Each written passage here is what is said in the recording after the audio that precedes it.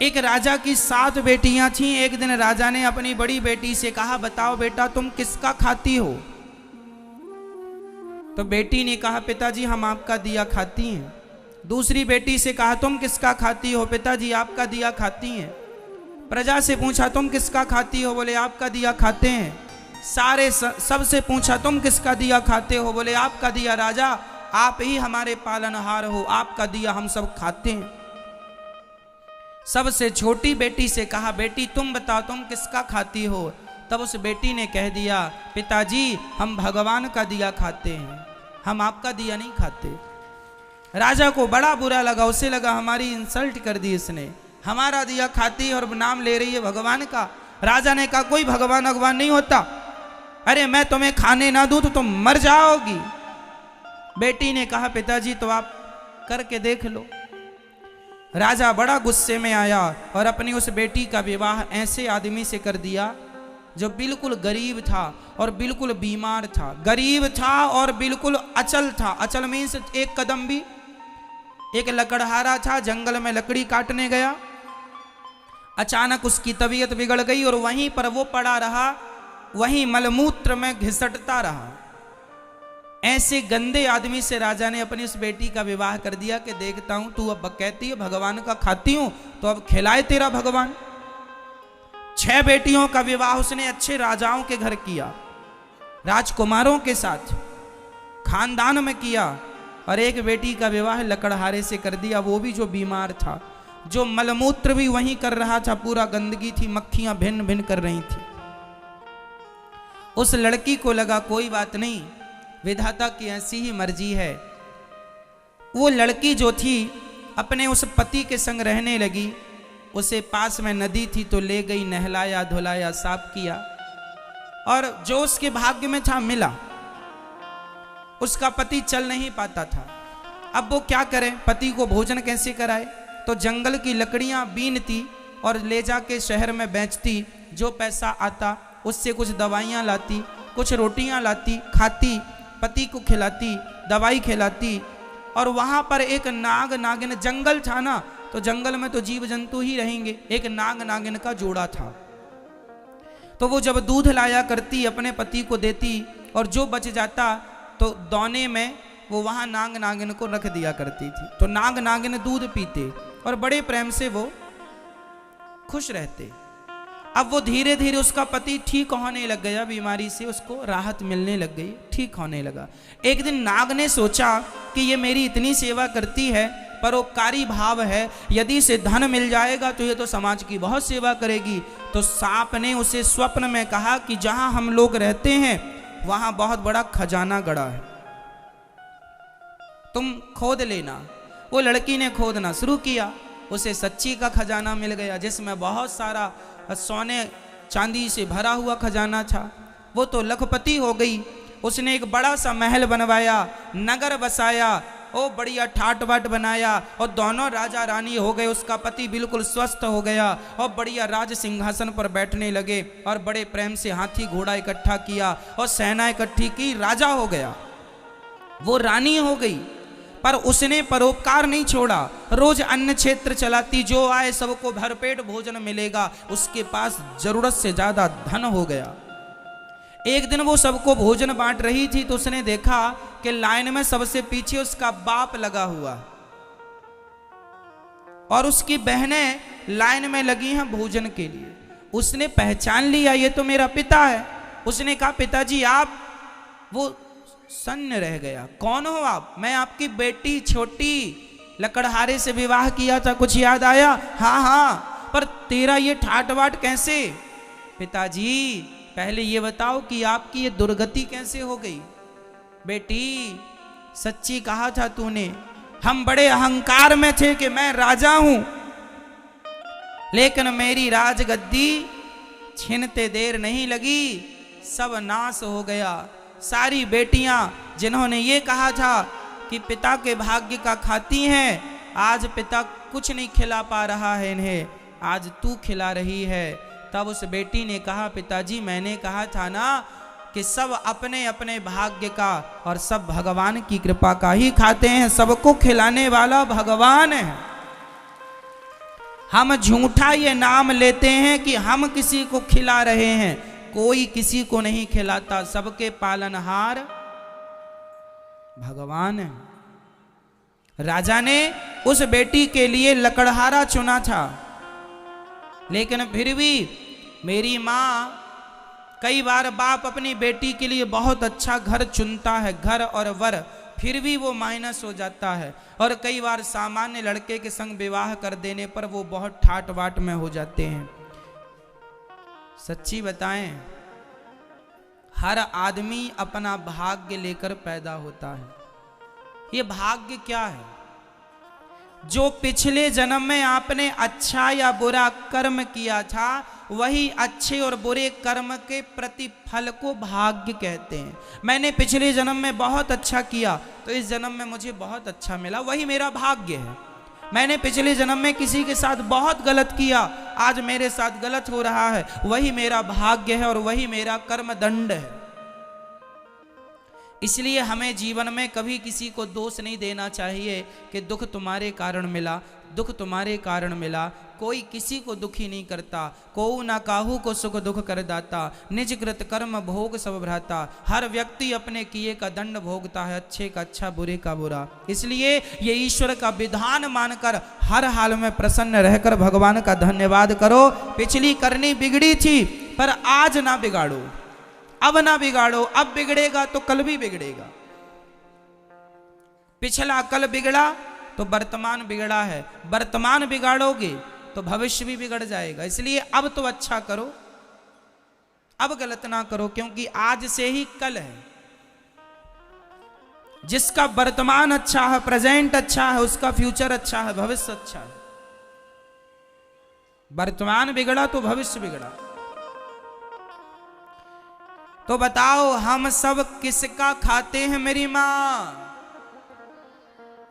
किसकी कृपा का? हमें भगवान ही खिला पिला रहे हैं। जहां का दाना पानी होता है, आप लोगों का वृंदावन का दाना पानी था तो आप वृंदावन आए, बिहारी जी ने बुलाया। दाने दाने में लिखा है खाने वाले का नाम। ये सब तय कौन करता है? विधाता। 2030 में मैं इस आज के दिन क्या खाऊंगा क्या नहीं खाऊंगा, ये भी फिक्स है परमात्मा की तरफ से। कहाँ खाऊंगा, कहाँ रहूंगा, कहाँ नहीं रहूंगा, ये सब तय है। पूरी प्लानिंग, पूरी हमारी कहानी लिखी हुई है। आखिरी श्वास हमें कहाँ लेना है, यह भी ईश्वर की डायरी में लिखा हुआ है। हमारी आखिरी सांस कहाँ निकलेगी, वो स्थान क्या होगा, मृत्यु का कारण क्या होगा, सब ईश्वर की डायरी में अभी सब कुछ है। इसलिए हमारे पालनहार भगवान ही है। इसलिए संसार के किसी व्यक्ति पे भरोसा ना करके पूर्ण विश्वास केवल भगवान पर किया जाए। हे नाथ, आप ही हमारे रक्षक हैं, आप ही हमारे पालनहार हैं। हम अहंकार ना करें कि हम खिला रहे हैं, हम दे रहे हैं, हमने ये किया, हमने वो किया। आज कुछ लोगों को हम देखते हैं, वो ऐसे ऐसे चलते हैं, छाती तान के। जरा सा धन मिल जाए, जरा सा वैभव मिल जाए, आदमी एटीट्यूड पाल लेता है। थोड़ा सा आप लोगों को अहंकार तो नहीं है किसी चीज का? अहंकारी आदमी ना ज्यादा किसी से बात नहीं करता, वो किसी की तरफ देखता नहीं, उससे लगता अरे ये तो मामूली लोग हैं, इसे क्या देखना। किसी को मामूली ना समझना। आपको पता है हाथी जब चलता है तो सूंड से फूंक मारता हुआ चलता है। आपको पता है हाथी सूंड से फूंक क्यों मारता है? क्योंकि हाथी को चींटी से डर लगता है। हाथी किससे डरता है आपको पता है? मैया, हाथी किससे डरता है? क्यों? क्योंकि हाथी चींटी के काटने से मर जाता है। कहां? उसके सूंड से होती हुई चींटी यदि अंदर चली, सूंड उसकी होती है ना, यदि उसकी नाक से होती हुई चींटी अंदर उसके मस्तिष्क तक चली गई और उसके मस्तिष्क में चींटी ने काट दिया तो हाथी मर जाता है। जो हाथी इतना पावरफुल होता है वो एक नन्ही सी चींटी के काटने में मर जाता। पर चींटी सही जगह काटे तो, पांव आंव में काटती रहे तो कुछ नहीं, मस्तिष्क में काटेगी तो। हाथी चींटी को भी छोटा नहीं समझता, इसलिए हमें भी कभी किसी को छोटा नहीं समझना है, सबका आदर करना है, सबका सम्मान। क्यों? क्योंकि सबको ईश्वर ने बनाया है। ये तुम अहंकार ना पालो कि हमने ये, हमने वो, हम ये, हम वो। ना जी, तुम कुछ भी नहीं हो। हमारा और तुम्हारा कुछ नहीं है संसार में, और हमारी तुम्हारी अकड़ भी नहीं चलती। कई लोग कहते हैं कि मैं ना हूं तो तुम मर जाओ। अच्छा, ऐसा भी कर लो। अच्छा ये बताओ, आपके बिना आपका घर चलेगा कि नहीं? बोलो, चलेगा? कई लोग ये सोचते हैं ना, हमारे बाद क्या होगा महाराज, सब अच्छा होगा, तुम मरो। तुम्हारे बाप दादे भी ऐसे ही सोचते थे, हमारे बाद क्या होगा, सब अच्छा हो रहा। बुलाओ जरा उनको, आओ बुढ़ऊ देख लो, कोई काम रुका है? तुम जबरदस्ती टेंशन पालते थे, हमारे बाद क्या होगा। आराम से मरो। किसी के बिना किसी का कोई काम नहीं रुकता। हम जबरदस्ती झूठा अहंकार पाले बैठे। हमारा क्या होगा, सब बढ़िया। आपके जाने के बाद आपके घर में दीपावली भी मनाई जाएगी, हाँ या ना? होली भी मनाई जाएगी, हाँ या ना? है ना? शादी विवाह में आपके घर भांगड़ा बजेगा और आप नाचोगे भी। और जो लोग थे ना बूढ़े, वो सोच रहे थे हमारे बाद क्या होगा। अच्छा होगा, तुम जाओ, खाली करो जगह।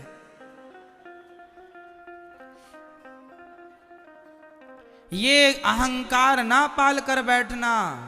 तुम्हारी जरूरत किसी को नहीं है, तुम अपना कल्याण कर लो तो समझदार हो। और ये झूठे अहंकार पाल के बैठे रहोगे तो बेवकूफी है। ये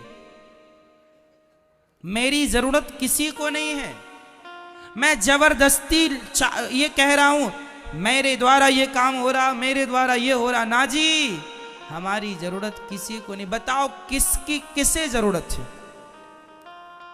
पुरुष कहता है पत्नी की जरूरत है। अरे एक मर जाए तो दूसरी ले आता है, हाँ या ना? बोलो हाँ या ना? और पत्नी कहती है पति मेरी जरूरत है, पति चला जाए तो दूसरा ले आती है। सारी नहीं पर बहुत सारा ऐसा भी है। कुल मिलाकर किसी को किसी की जरूरत नहीं है। हर आदमी किसी न किसी स्वार्थ से आपसे जुड़ा होता है। जब तक उसका स्वार्थ है आपसे जुड़ा है, और आप इसी बात को समझते नहीं हैं और पूरे इन्वॉल्व हो जाते हैं। ये मेरा घर, ये मेरा घर, ये मेरे बच्चे, ये मेरा पति, ये मेरा पत्नी, उसी गंदगी में मर जाते हैं। आपका मन वहां से हटते ही नहीं कि भगवान में भी मन लगाएं। अरे पत्नी पति, बेटा बेटी, घर से भी कुछ आगे है, वहां ध्यान लगाओ। गई बहुत थोड़ी रही, नारायण अवचेत, काल चिरैया चुग रही, निस दिन आयु खेत। बहुत चली गई, जरा सी बची है, अब भी संभल जाओ, अब भी मन भगवान में लगा लो तो गति हो जाएगी। नहीं तो कुछ नहीं मिलना, सीधा नरक की टिकट बुक हो जाएगी।